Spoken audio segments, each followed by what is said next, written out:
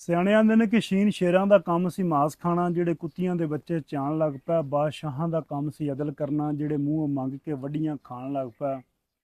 ਮੁਹੰਮਦ ਬੂਟਿਆ ਧਰਤੀ ਗਰਕ ਚੱਲੀ, ਭੈਣ ਆਖ ਕੇ ਦਗਾ ਕਮਾਉਣ ਲੱਗ ਪਿਆ, ਭੈਣ ਆਖ ਕੇ ਦਗਾ ਕਮਾਉਣ ਲੱਗ ਪਿਆ। ਤੁਹਾਨੂੰ ਮੇਰੀ ਇਸ ਗੱਲ ਤੇ ਕਈ ਲੋਕਾਂ ਨੂੰ ਗੁੱਸਾ ਵੀ ਆਏਗਾ, ਲੇਕਿਨ ਸਾਡੇ ਮਾਸ਼ਰੇ ਦੇ ਵਿੱਚ ਇਹੋ ਜਿਹੇ ਕਰੈਕਟਰ ਵੀ ਪਏ ਨੇ ਕਿ ਮਰਦ ਜਨਾਨੀ ਨੂੰ ਮੂੰਹ ਬੋਲੀ ਭੈਣ ਵੀ ਬਣਾ ਲਵੇ ਤੇ ਉਹਦੇ ਦਿਲ ਦੇ ਵਿੱਚ ਕਿਤੇ ਨਾ ਕਿਤੇ ਉਹਦੇ ਨਾਲ ਤਮੰਨਾ ਰਹਿੰਦੀ ਹੈ ਜ਼ਿਆਦਤੀ ਕਰਨ ਦੀ, ਕਿਉਂਕਿ ਸਾਡਾ ਮਾਸ਼ਰਾ ਧਰਤੀ ਜਿਹੜੀ ਆ ਉਹ ਐਡੀ ਗਰਕੀ ਪਈ ਆ। ਗੱਲ ਮੈਂ ਸਾਂਝੀ ਕਰਦਾ ਸੀ ਕਿ ਕੋਲਕਾਤਾ ਦੀ ਡਾਕਟਰ ਮੋਮੀਤਾ ਉਹਦੇ ਨਾਲ ਜ਼ਿਆਦਤੀ ਕੀਤੀ ਗਈ। ਤੇ ਪਹਿਲਾਂ ਜਦੋਂ ਇਹ ਖਬਰ ਸੁਣੀ ਤੇ ਇਹ ਦਿਮਾਗ 'ਚ ਆਇਆ ਵੀ ਕੋਈ ਨਹੀਂ ਯਾਰ, ਵਿਚਾਰੀ ਦੀ ਕਿਸਮਤ ਹੀ ਇੰਝ ਹੋਏਗੀ, ਉਹਦੇ ਨਾਲ ਮਾੜਾ ਹੋ ਗਿਆ। ਲੇਕਿਨ ਜਦੋਂ ਉਹਦੀ ਮਾਂ ਦਾ ਬਿਆਨ ਸੁਣਿਆ, ਉਹਦੇ ਬਾਰੇ ਵੀਡੀਓਜ਼ ਵੇਖਿਆ, ਪਤਾ ਲੱਗਿਆ ਕਿ ਉਹਦੀਆਂ ਲੱਤਾਂ ਦੋਵੇਂ ਜਿਹੜੀਆਂ ਬੈੱਡ ਦੇ ਇੱਕ ਇਸ ਪਾਸੇ ਆ, ਦੂਜੀ ਇਸ ਪਾਸੇ ਆ, ਬੈਕਬੋਨ ਉਹਦੀ ਟੁੱਟੀ ਪਈ ਆ, ਅੱਖਾਂ ਦੇ ਵਿੱਚ ਉਹਦੇ ਐਨਕ ਬੜੀ ਪਈ ਆ। ਔਰ ਇੱਕ ਬੰਦੇ ਦੀ ਮਨੀ ਸੀਮਨ ਜਿਹੜਾ ਹੁੰਦਾ 1 ਮਿਲੀਗ੍ਰਾਮ ਜਾਂ 2 ਮਿਲੀਗ੍ਰਾਮ ਨਿਕਲਦਾ, ਤੇ ਉਹਦੇ ਜਿਸਮ ਤੋਂ 150 ਗ੍ਰਾਮ ਸੀਮਨ ਜਿਹੜਾ ਮਨੀ ਜਿਹੜੀ ਆ ਉਹ ਲੱਭੀ ਆ। ਮਤਲਬ ਕਿ 10 ਤੋਂ 15 ਬੰਦਿਆਂ ਨੇ ਉਹਦੇ ਨਾਲ ਜ਼ਿਆਦਤੀ ਕੀਤੀ ਹੈ। ਵੀਡੀਓ ਮੈਂ ਬਣਾਉ ਨਹੀਂ ਸੀ, ਪਹਿਲੇ ਬਣਾਈ ਵੀ ਕੋਈ ਨਹੀਂ। ਗੱਲ ਇਹ ਕਿ ਇੱਕ ਚੀਜ਼ ਦਿਮਾਗ ਨੂੰ ਸਕੂਨ ਨਹੀਂ ਲੈਣ ਦਿੰਦੀ ਪਈ ਕਿ ਯਾਰ ਅਗਰ ਘਰ ਦੇ ਵਿੱਚ 10 ਜੀ ਨੇ ਜਾਂ 5 ਜੀ ਨੇ ਤਾਂ ਸਾਰਿਆਂ ਦੀ ਸੋਚ ਅਲੱਗ-ਅਲੱਗ ਹੁੰਦੀ ਹੈ। ਭੈਣ ਦੀ ਹੋਰ ਹੈ, ਭਰਾ ਦੀ ਹੋਰ ਹੈ, ਪਿਓ ਦੀ ਹੋਰ ਹੈ, ਮਾਂ ਦੀ ਹੋਰ ਹੈ, ਸਾਰਿਆਂ ਦੀ ਸੋਚ ਅਲੱਗ-ਅਲੱਗ ਹੁੰਦੀ ਹੈ।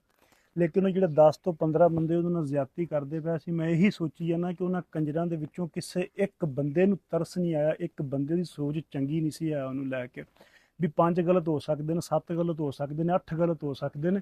ਉਹ 10 ਸਣ ਜਾਂ 15 ਬੰਦੇ ਸਣ, ਜਿੰਨੇ ਵੀ ਬੰਦੇ ਸਣ, ਸਾਰਿਆਂ ਦੀ ਸੋਚ ਇੱਕ ਜੀ ਸੀ। ਗੱਲ ਇਹ ਕਿ ਮਾਸ਼ਰਾ ਇਦਾਂ ਦਾ ਹੋ ਗਿਆ, ਇਹ ਨਹੀਂ ਕਿ ਸਿਰਫ ਇੰਡੀਆ ਦੇ ਵਿੱਚ ਰੇਪ ਹੁੰਦੇ ਨੇ, ਪਾਕਿਸਤਾਨ ਦੇ ਵਿੱਚ ਰੇਪ ਨਹੀਂ ਹੁੰਦੇ, ਪਾਕਿਸਤਾਨ ਦੇ ਵਿੱਚ ਵੀ ਜ਼ਿਆਦਤੀਆਂ ਹੁੰਦੀਆਂ ਨੇ। ਸਮਾਂ ਨਿਊਜ਼ ਦੀ ਇਨਵੈਸਟੀਗੇਸ਼ਨ ਦੇ ਮੁਤਾਬਕ 2017 ਤੋਂ ਲੈ ਕੇ 2021 ਤੱਕ 21 ਤੋਂ 22,000 ਕੁੜੀਆਂ ਦੇ ਨਾਲ ਰੇਪ ਕੀਤਾ ਗਿਆ। ਮਤਲਬ ਕਿ ਡੇਲੀ ਦੀਆਂ 14-15 ਕੁੜੀਆਂ ਦੇ ਨਾਲ ਜ਼ਿਆਦਤੀ ਕੀਤੀ ਜਾਂਦੀ ਸੀ, ਹਰ 2 ਘੰਟੇ ਬਾਅਦ ਇੱਕ ਕੁੜੀ ਦੇ ਨਾਲ ਜ਼ਿਆਦਤੀ ਹੋ ਰਹੀ ਸੀ। ਤੇ ਜੇਕਰ ਮੈਂ ਇੰਡੀਆ ਦੀ ਗੱਲ ਕਰਾਂ, 2017 ਤੋਂ ਲੈ ਕੇ ਹੁਣ ਤੱਕ 5 ਲੱਖ ਕੁੜੀਆਂ ਦੇ ਕੇਸ ਜਿਹੜੇ ਨੇ ਰਿਪੋਰਟ ਹੋਏ ਨੇ ਕਿ ਉਹਨਾਂ ਦੇ ਨਾਲ ਜ਼ਿਆਦਤੀ ਕੀਤੀ ਗਈ ਹੈ। ਮਤਲਬ ਕਿ 1 ਮਿੰਟ ਦੇ ਬਾਅਦ ਇੱਕ ਕੁੜੀ ਦੇ ਨਾਲ ਉੱਥੇ ਜ਼ਿਆਦਤੀ ਕੀਤੀ ਜਾਂਦੀ ਸੀ। ਸਾਡਾ ਮਾਸ਼ਰਾ ਦੋਵਾਂ ਪਾਸੇ ਐਡਾ ਗਰਕਿਆ ਪਿਆ।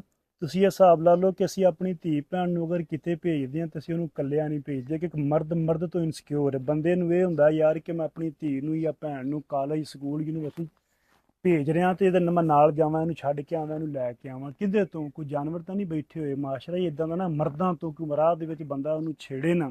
ਅਗਰ ਕਿਸੇ ਫੌਤਕੀ ਤੇ ਕਿਸੇ ਵਿਆਹ ਸ਼ਾਦੀ ਤੇ, ਇਵਨ ਕਿ ਅਸੀਂ ਆਪਣੇ ਰਿਸ਼ਤੇਦਾਰ ਦੇ ਘਰ ਵੀ ਧੀ ਭੈਣ ਨੂੰ ਇਕੱਲਿਆਂ ਨਹੀਂ ਭੇਜਦੇ, ਨਾਲ ਉਹਦੇ ਜਾਂਦੇ ਆ। ਅਗਰ ਇੱਕ ਜਨਾਨੀ ਰਾਤ ਨੂੰ ਬਾਹਰ ਨਿਕਲਦੀ ਆ ਤੇ ਉਹਨੂੰ ਇਹ ਡਰ ਨਹੀਂ ਹੁੰਦਾ ਕਿ ਮੈਨੂੰ ਚੋਰ ਪੈ ਜਾਣਗੇ ਜਾਂ ਮੇਰੇ ਕੋਲ ਕੋਈ ਬੰਦਾ ਕੋਈ ਚੀਜ਼ ਖੋਹ ਜਾਂ ਕੋਈ ਜਿੰਨ ਬਲਾ, ਕੋਈ ਚੜੇਲ ਮੈਨੂੰ ਚਿੰਬੜ ਜਾਏਗੀ। ਉਹਨੂੰ ਇਹ ਡਰ ਹੁੰਦਾ ਕਿ ਯਾਰ ਕਿਤੇ ਮੈਨੂੰ ਕੋਈ ਬੰਦਾ ਨਾ ਮਿਲ ਜਾ, ਕੋਈ ਆਦਮੀ ਨਾ ਮਿਲ ਜਾ ਜਿਹੜਾ ਮੇਰੇ ਨਾਲ ਜ਼ਿਆਦਤੀ ਨਾ ਕਰਦੇ, ਮੇਰਾ ਰੇਪ ਨਾ ਕਰਦੇ।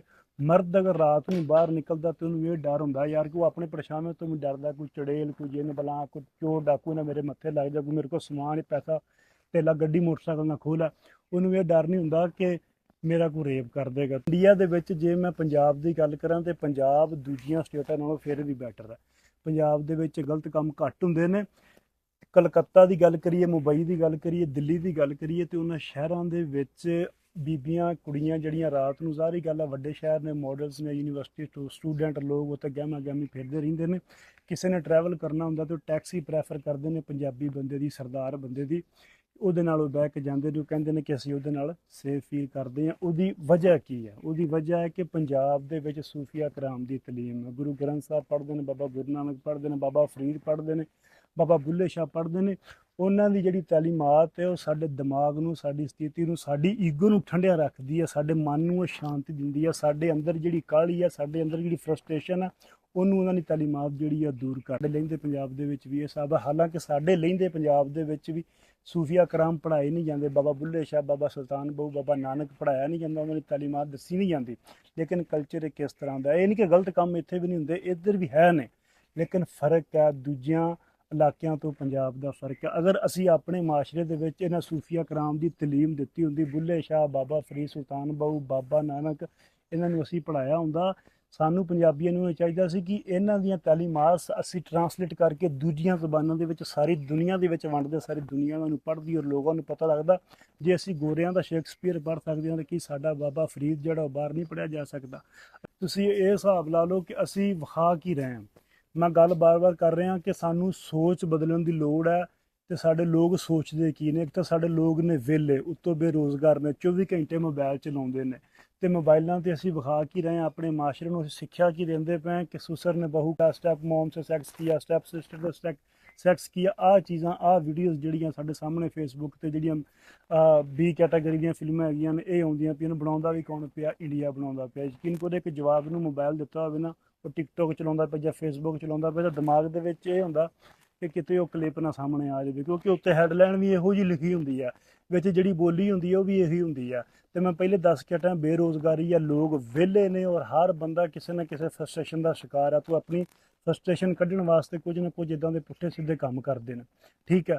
ਜਦੋਂ ਇਹੋ ਜਿਹਾ ਕੰਟੈਂਟ, ਇਹੋ ਜਿਹੀਆਂ ਚੀਜ਼ਾਂ ਤੁਸੀਂ ਆਪਣੀ ਸੁਸਾਇਟੀ ਦੇ ਵਿੱਚ ਆਪਣੇ ਲੋਕਾਂ ਨੂੰ, ਆਪਣੀ ਆਡੀਅנס ਨੂੰ ਵੇਖਣ ਨੂੰ ਦਿਓਗੇ, 24 ਘੰਟੇ ਗੰਦੀ ਵੀਡੀਓ, ਗੰਦੀ ਫਿਲਮ ਸਾਹਮਣੇ ਉਹਨਾਂ ਦੇ ਰਵੇਗੀ, ਤਾਂ ਦਿਮਾਗ ਦੇ ਵਿੱਚ ਕੀ ਪਲੇ ਵੜੇਗਾ? ਇਹੀ ਚੀਜ਼ਾਂ ਉਹਨਾਂ ਦੇ ਦਿਮਾਗ ਦੇ ਵਿੱਚ ਪਲਣਗੀਆਂ ਨਾ ਕਿ ਉਹਨਾਂ ਨੇ ਵੀ ਇਹੀ ਕੰਮ ਕਰਨਾ, ਇਹੀ ਗੰਦ ਕਰਨਾ। ਔਰ ਘਰਾਂ ਘਰਾਂ ਦੇ ਵਿੱਚ ਇਹ ਸਿਸਟਮ ਹੋਇਆ ਪਿਆ। ਮਿਹਰਬਾਨੀ ਹੈ ਕਿ ਸਾਨੂੰ ਮਾਸ਼ਰਾ ਸੁਧਾਰਨ ਦੀ ਲੋੜ ਹੈ, ਪੂਰੀ ਸੁਸਾਇਟੀ ਸੁਧਾਰਨ ਦੀ ਲੋੜ ਹੈ, ਸੋਚ ਬਦਲਣ ਦੀ ਲੋੜ ਹੈ। ਅਗਰ ਅਸੀਂ ਅੱਜ ਸਜ਼ਾ ਦੇ ਵੀ ਦਿੰਦੇ ਹਾਂ ਉਹਨਾਂ ਗੁਨਹਗਾਰਾਂ ਨੂੰ, ਕੀ ਪਿੱਛੋਂ ਕਾਂਡ ਨਹੀਂ ਹੋਣਗੇ? ਇੱਧਰ ਮੋਮਿਤਾ ਦਾ ਰੇਪ ਹੋਇਆ, ਉਸ ਤੋਂ ਥੋੜ੍ਹੀ ਦੇਰ ਬਾਅਦ ਹੀ ਇੱਧਰ ਯੂਪੀ ਦੇ ਵਿੱਚ ਰੇਪ ਹੋ ਜਾਂਦਾ ਕੁੜੀ ਦਾ। ਵਜ੍ਹਾ ਇਹ ਨਹੀਂ ਗਾ ਸਜ਼ਾ ਜਜ਼ਾ, ਵਜ੍ਹਾ ਸੋਚ। ਸਭ ਤੋਂ ਪਹਿਲਾਂ ਸੋਚ। ਤੇ ਸੋਚ ਕਿਵੇਂ ਬਦਲੀ ਸਕਦੀ ਆ? ਸੋਚ ਐਜੂਕੇਸ਼ਨ ਨਾਲ, ਔਰ ਇਹਨਾਂ ਸੂਫੀਆ ਕਰਾਮ ਦੀ ਤਲੀਮ ਦੇ ਨਾਲ ਬਦਲੀ ਸਕਦੀ ਆ। ਔਰ ਚੰਗੀ ਚੀਜ਼ ਤੁਸੀਂ ਆਪਣੇ ਮਾਸ਼ਰੇ ਨੂੰ ਦਿਓ, ਚੰਗੀ ਸੋਚ ਦਿਓ, ਚੰਗੀ ਜੇ ਵੀਡੀਓਜ਼ ਬਣਾ ਰਹੇ ਹੋ, ਕੰਮ ਕਰ ਰਹੇ ਹੋ, ਚੰਗੀ ਬਣਾਓ। ਜੇ ਗੱਲ ਕਰ ਰਹੇ ਹੋ ਚੰਗੀ ਕਰੋ, ਜੇ ਕੋਈ ਫਿਲਮ ਦੇ ਰਹੇ ਹੋ ਤਾਂ ਚੰਗੀ ਫਿਲਮ ਵਿਖਾਓ। ਜਦੋਂ ਸਾਰਾ ਕੰਟੈਂਟ ਹਰ ਵੇਲੇ ਗੱਲਾਂ ਹੀ ਇਹ ਰਹਿਣੀਆਂ ਨੇ, ਤਾਂ ਦਿਮਾਗ ਦੇ ਵਿੱਚ ਉਹੀ ਗੰਦ ਹੀ ਹੋਣਾ ਸਾਡੇ, ਕਿ ਉਹ ਗੰਦ ਅਸੀਂ ਕਿਤੇ ਨਾ ਕਿਤੇ ਕੱਢਣ ਦੀ ਕੋਸ਼ਿਸ਼ ਕਰਨੀ ਹੈ। ਫਰਸਟ੍ਰੇਟ ਹੋ ਕੇ ਤੇ ਫਿਰ ਅਸੀਂ ਜਾ ਕੇ ਕੁੜੀਆਂ ਦੇ ਰੇਪ ਵੀ ਕਰਨੇ ਨੇ, ਜਾਂ ਕੁੜੀਆਂ ਨੂੰ ਛੇੜਨਾ, ਜਾਂ ਉਹਨਾਂ ਨੂੰ ਅਸੀਂ ਹਰਾਸਮੈਂਟ